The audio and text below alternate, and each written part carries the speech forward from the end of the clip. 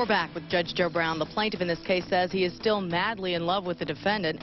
Nonetheless, he is suing for a series of loans and pain and suffering due to an abortion.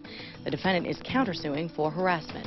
Let's listen in. Now, you want her to pay you because she had an abortion and you were caused pain and suffering. Well, sir, my major concern... And mental anguish and all of that. Now, what is this about? Why do you think she should pay you for doing that? My main concern here is first to set something straight and right. And mainly the money that I had lent her is I want back. Okay? The pain and suffering, my concern is that was just to make the note of having this and bring this to more of a righteous conclusion by having... What do you mean by righteous conclusion? Well, she was extremely cruel and mean. When she was having the abortion, when she went from loving me and telling me she wanted to be with me forever, and that she was sorry for the way she treated me all the time and her moodiness, and that she became so cold and became How did mean. she become cold? We were going to have our baby. Valentine's Day, she told me she was having our baby. And she said, what do you want to do? And I said, honey, I want us to be together and have a future together. And she said, that's great. She cried and said this was so important to her that I wanted this, and that, yes, she wants our future. Somewhere along the line, and then she 2 weeks decided later, to change her mind right, and have 2 an weeks abortion. later, sir. 2 weeks later. She said, I don't care about you anymore. Get away. She went to a counselor who she sees. She wrote me a letter. She says, I know, because we had talked about, just a preference a little bit. Ever since we were dating, we had talked about, because she had some abortions previous to me dating, while she was still with her other husband. And I said to her, strongly and specifically, I said, I had a hard time even forgiving that. I didn't want to go on dating, even though I loved her. So you made demands on her again? Well, I didn't make demands, so I told her, just, you know, this is a relationship, and I said, look, I need to know. This is what's going to be. This is what's important to me. No, not what's going to be. No. But I said, this is what's important to me. So how does that... Well, she knew that when being with me meant that I couldn't stand for an abortion, and she had promised me she'd never do something like that in our relationship. Well, she changed her mind, and she decided she did not want another child. Right. And particularly not out of wedlock, and maybe not with you for a number of reasons. But now, why don't you tell me... Except that she promised to do that. Well, she broke her promise. Now, let me hear your version of facts.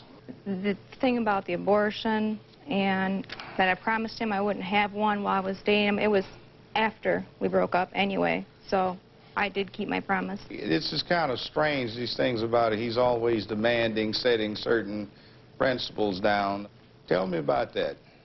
Did you like that? No, no. I felt like he wanted to change me into something he wanted me to be, not what I am. A lot of times he would want me to wear certain types of clothes, and he'd get mad if I wore my bike jacket. It's a black leather bike jacket. He'd get all jealous when I go out the door with that, thinking I was going out to see somebody or something. He wanted me to listen to certain kinds of music, didn't approve of mine. It's kind of controlling, isn't it? Yeah, and he said I had to read the paper every day, too. He said I should read the paper every day. Okay, let's get to your harassment claim here. I was at my sister's house in Madison when I told him that I didn't want to see him anymore. What did he do? Oh, we'd gotten a big argument on the phone, and then, of course, the stuff about the money came up. Did he just come up one time, or would he let it go, or what? No, no, definitely no. What did he do? He called back that same night, 2 o'clock in the morning, woke everybody up. Then what did he do when you answered the phone, or you got on the line? He wanted to try and talk to me and, you know, have me rethink all this, and didn't want me to have the abortion. Did he call again? Numerous times. What do you mean by numerous? I can't count. He Give called, me an estimate. I guess I'd have to say maybe 4 times, because you can only talk so long before the tape is used up. Okay, you're saying he left messages? Yeah.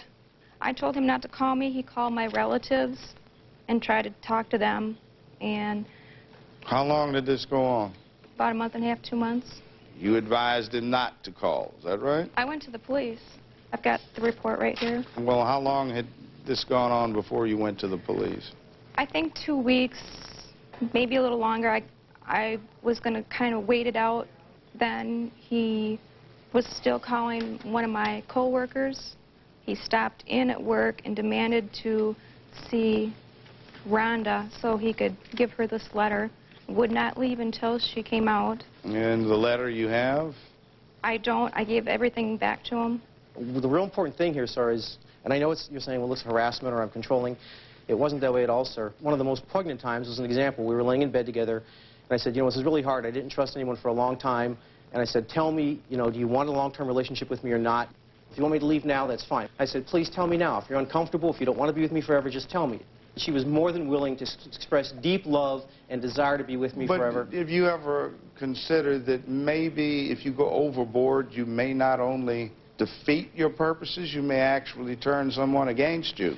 Well, that's possible, sir, except that she would go from, which she admitted in letters, she would go from, she even wrote me, for my Valentine's card, for example, she wrote, I'm sorry for the way I treat you. She goes, like, she's suffering from severe depression. Well, do you get the idea that maybe she was getting fed up with what you were doing to her, continuously demanding I wasn't this, demanding that, stating this, sir, requiring this? It wasn't demanding. It wasn't. I didn't go and say, you better be here, or you better get tires, or you better love me, because if you better love me. I did not say that. That's the point.